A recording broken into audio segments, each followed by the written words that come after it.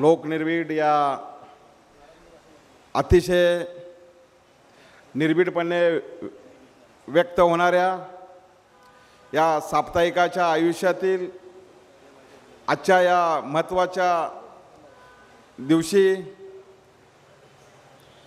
आज एखादं साप्ताहिक सुरू करणं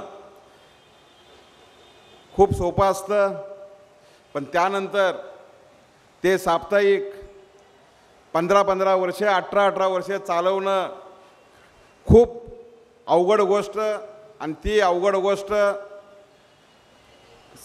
पूर्ण करणारे आमचे बंधुतुल्य मित्र, आमचे मार्गदर्शक, आमच्या शिवशाहूच्या पदस्पर्शानं पावन झालेल्या शाहूवाडीसारख्या एका मागास तालुक्यातून बहुजन समाजाच्या आमच्या या मित्राच्या धाडसी कार्यक्रमासाठी आज व्यासपीठावरती उपस्थित असलेले ज्येष्ठ पत्रकार श्यामसुंदरजी सोनर साहेब, युवा सेनेचे आमचे युवा विस्तारक आणि इतर पत्रकार इथले आमचे बंधू, तसेच समोर आमच्या ज्ञानदेव सुतारांच्यावर प्रेम करणारे इतर मंडळी, आज आम्ही इथं भाषण करण्यासाठी उभा नाही आहे.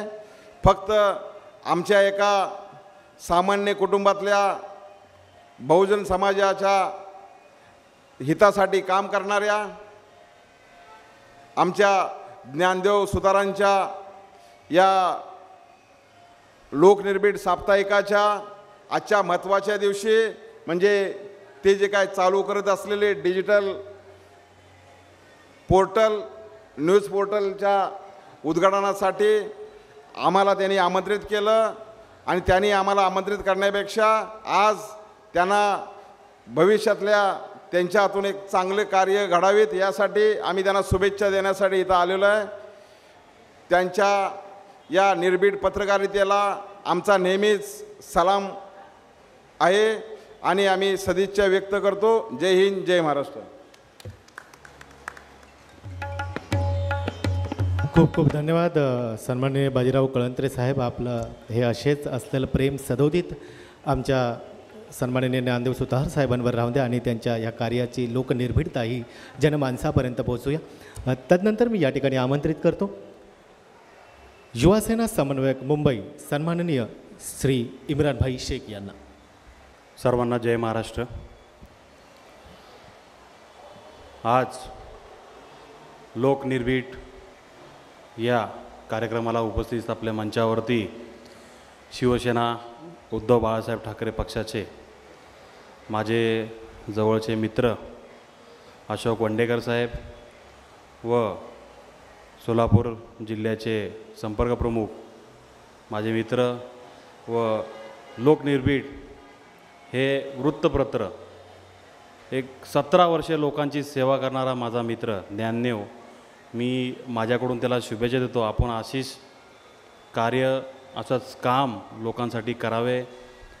एक मनापासून आपल्या मनातली भावना निर्माण करणारा एक लोकनिर्भीड म्हणून आपण ह्या सेवेची अख्ख्या घाटकोपर नव्हे तर अख्ख्या मुंबईमध्ये आपण सेवा देत आहे. अभिमान आहे तुमच्याबद्दल, मनापासून अभिमान आहे. तुम्हाला मनापासून माझ्या शुभेच्छा आहे.